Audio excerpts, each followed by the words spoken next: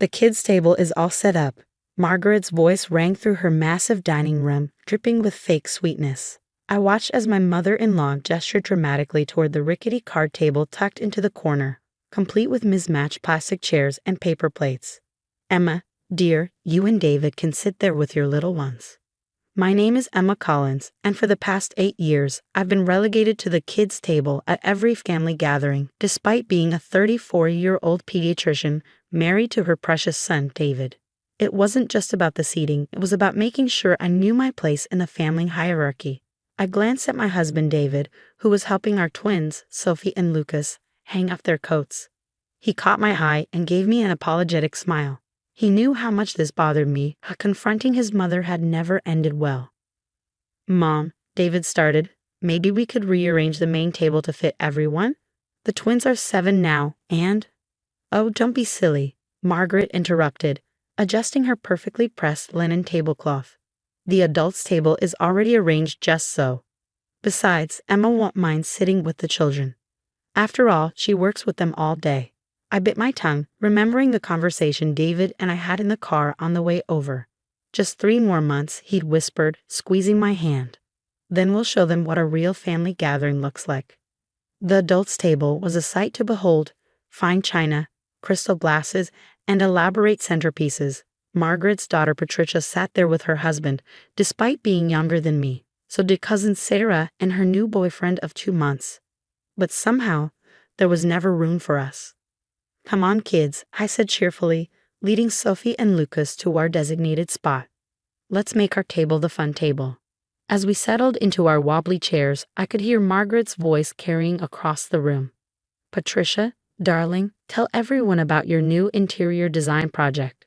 She's doing the governor's summer home, you know." I pulled out my phone under the table, opening the photos from our contractor. The renovation was almost complete. Our dream home, the one we'd been secretly working on for the past year. 4,000 square feet of carefully designed space with a dining room that could seat 30 comfortably.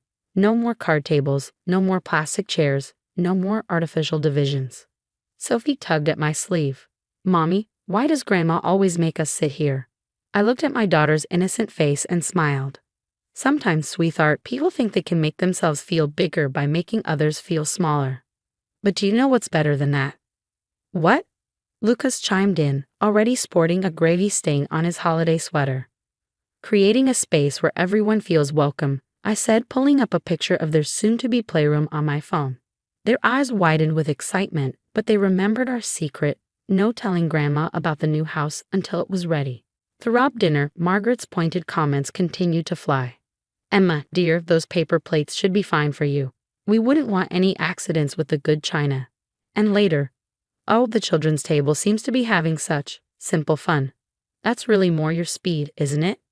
David kept shooting me supportive glances from his spot at the main table, where Margaret insisted he sit with the adults. We'd both grown tired of this treatment, but our response wouldn't be angry words or confrontations. No, we had something much better planned. As dessert wound down, Margaret stood up, clinking her crystal glass. "I'd like to announce that this year's Christmas celebration will be extra special. We're having it catered by that exclusive company that did Patricia's gallery opening. Of course, we'll need to maintain proper seating arrangements." I felt David's hand on my shoulder as he came to join us at the kids' table. "Actually, Mom," he said, his voice clear and confident, "Emma and I will be hosting Christmas this year." The silence that fell over the room was delicious. Margaret's perfectly made-up face froze in a half-smile. "Don't be ridiculous, David. You live in that tiny starter home. Where would everyone sit?" "We've moved," I said simply, meeting her gaze. "We'd love to have everyone over to see the new place." Patricia snickered from her spot at the main table. "What did you upgrade to a slightly larger starter home?" "You could say we've upgraded," David replied, winking at the twins. "We'll send out the invitations next week." As we drove home that evening, the twins chattering excitedly in the back seat about their new playroom, David reached over and squeezed my hand. "Did you see Mom's face?" I laughed, feeling lighter than I had in years. "Just wait until she sees what we've done with the place. No more kids' table, just one big family table where everyone belongs." 3 more weeks until we move in," David said, "and 4 until Christmas." I smiled. thinking about the massive dining room table we commissioned, handcrafted from warm cherry wood. No more artificial divisions, no more power plays disguised as seating arrangements. Just one family together. Margaret had no idea what was coming, but she was about to learn that sometimes the people you try to minimize end up building something bigger than you could imagine. The invitations went out exactly 3 weeks before Christmas. I'd chosen elegant cream-colored cards with gold embossing, each one hand-addressed. As I dropped them in the mailbox, I couldn't help but smile, thinking about Margaret's reaction when she opened hers. Our new home was finally ready. The moving trucks had just left, and I stood in our grand entryway, still amazed at how everything had come together. The cathedral ceilings, the sweeping staircase, the floor-to-ceiling windows that filled every room with natural light. It was everything we dreamed of and more. But the crown jewel was the dining room, a magnificent space with coffered ceilings and French doors opening onto a stone terrace. The centerpiece was our custom-made table, a single stunning piece that could seat 24 comfortably. No divisions, no separate sections, just one unified space where everyone would be equal. The phone calls started rolling in almost immediately after the invitations were delivered. Patricia was first. "Emma, there must be some mistake. This address is in Oakwood Heights."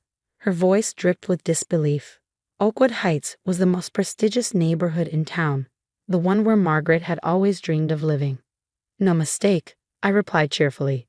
"We'd love to have you join us for Christmas dinner. We're thinking of starting a new tradition." Margaret's call came next. David put it on speaker so we could both hear. "David, darling," she began, her voice tight with forced control. "This invitation. Surely you're not serious about hosting Christmas? You know how particular everyone is about the traditions we've established." "Actually, Mom, we are serious," David replied, winking at me. "Emma's been planning the menu for weeks. We thought it would be nice to share our new home with the family." "New home." Her voice rose an octave. "In Oakwood Heights. How could you possibly?" "Well, Mom, it turns out that when you're both successful professionals who save and invest wisely, you can afford nice things," David said firmly. "We'd love to have you there. Emma's designed a beautiful table setting that will accommodate everyone together." The silence on the other end was deafening. "Together," Margaret finally managed. "But what about the children? Where will they?" "There won't be a separate kids' table," I cut in smoothly. "We believe family celebrations should bring everyone together, not create divisions." After we hung up, David pulled me into a hug. "You're amazing," he whispered. "Have I told you that lately?" The twins came running in from exploring their new playroom, their eyes shining with excitement. "Can we help decorate for Christmas?" Sophie asked, bouncing on her toes. Of course, I smiled. "This is our family home, and we'll all help make it special." Over the next week, we transformed the house into a winter wonderland. Crystal garlands draped the staircase, while twinkling lights framed every window. The twins helped me set up 3 Christmas trees, one in a living room, one in a family room, and a special one in their playroom. But my favorite decoration was the dining room. I'd chosen a color scheme of deep burgundy and gold, with elegant table runners and hand-picked china for each place setting. The centerpiece was a stunning arrangement of winter flowers and gilt branches that ran the length of the table. At each place, I set a personalized place card, including one for Margaret at the middle of the table, not at the head where she'd expect. Patricia drove by the house twice. We saw her car slow down as she passed, taking in the scope of our new home. The second time, she had Margaret with her. They sat in their car for several minutes, just staring. "Should we invite them in?" David asked, watching from the window. I shook my head. "Let them wait until Christmas. Some presents are better opened on the actual day." The night before Christmas Eve, as David and I were putting the final touches on the decorations, he wrapped his arms around me from behind. "You know what I love most about this house?" he asked. "What?" "That it's not about showing off or putting anyone in their place. It's about creating a space where everyone can feel welcome and valued, even Mom, after everything. That's who you are, Emma. That's why I fell in love with you." I turned to face him, feeling tears prick at my eyes. Even after she made me sit at the kids' table all those years, he wiped a tear from my cheek, especially after that. "Because instead of getting bitter, you decided to build something better, something that could heal our family instead of dividing it." The twins appeared in their pajamas, asking for one more story before bed. As we all cuddled on the plush sofa in the family room, I looked around at our new home. Tomorrow was Christmas Eve, and the day after that would bring either a new chapter for our family or, well, I tried not to think about the alternative. Mommy, Lucas asked sleepily, will Grandma be nice at Christmas? I stroked his hair, choosing my words carefully. Sometimes, sweetheart, people need to be shown a better way. That's what we're going to try to do. Show everyone that family means being together, not apart. As I tucked them into their beds in their new rooms, I caught sight of Margaret's house keys sitting on my dresser. She'd given them to us years ago for emergencies, though she'd used them more than once to drop by unannounced and offer unwanted criticism about our old home. Tomorrow I would give them back to her, along with a new set of keys to our house. Because despite everything, we were family, and in this home, everyone would have a place at the table. Morning dawned bright and clear, sunlight sparkling off the fresh snow that had fallen overnight. I stood in our kitchen, surrounded by the aroma of roasting turkey and freshly baked cookies, watching the twins build a snowman through the window. They're here, Sophie called out, spotting Margaret's car pulling into our circular driveway. I smoothed down my dress and took a deep breath. David appeared beside me, squeezing my hand. Ready? Ready, I nodded. We opened the front door before they could ring the bell. Margaret stood there in her designer coat, clutching her signature cheese plate, her eyes widening as she took in the soaring entryway with its crystal chandelier and marble floors. Welcome to our home, I said, warmly genuine despite our history. Please come in. Patricia and her husband arrived moments later, followed by the other relatives. I watched their faces as they entered, knowing their barely concealed shock at the house's grandeur. But it wasn't about showing off. Each room had been designed with family in mind, from the cozy reading nooks to the game room that could keep kids and adults entertained for hours. The dining room is through here, I announced, leading the group down the hallway. As we entered, I heard several gasps. The room was magical. Sunlight streamed through the French doors, making the crystal stemware sparkle. Candles flickered in silver holders down the length of the table, and the burgundy and gold decorations created an atmosphere of warmth and elegance. But where will the children sit? Margaret asked, her voice small. Right here with us, I smiled, gesturing to the beautiful place settings I created for the twins, complete with their own crystal water glasses. We believe family means being together. Margaret's eyes landed on her place card, not at the head of the table where she clearly expected to be, but in the middle, surrounded by family on all sides. For a moment, I thought she might object, but then something unexpected happened. It's beautiful, she whispered, touching the place card with trembling fingers. All of it. As everyone found their seats, I noticed Patricia studying the hand-painted china. These are Haviland, she said, surprised. Like the set Mom always uses. Yes, I nodded. I remembered how much Margaret loves them. I thought it would be nice to incorporate something familiar. The first few minutes were awkward as everyone adjusted to the new dynamic. But then Lucas started telling a story about his snowman adventure, and Sophie chimed in with her own details. Their childish enthusiasm was infectious, and soon the adults were laughing and sharing their own childhood winter memories. I watched as Margaret slowly relaxed, especially when she realized she could easily talk to everyone at the table, not just those seated directly next to her. The conversation flowed naturally, weaving between adults and children, with no artificial divisions. During dessert, Margaret cleared her throat. Emma, David, I owe you both an apology. The table fell silent. For years, I've been terrible to you, Emma, especially with that ridiculous kids' table arrangement. She dabbed at her eyes with her napkin. I thought I was maintaining standards, traditions, but looking around today, I realize you've created something far better than anything I could have imagined.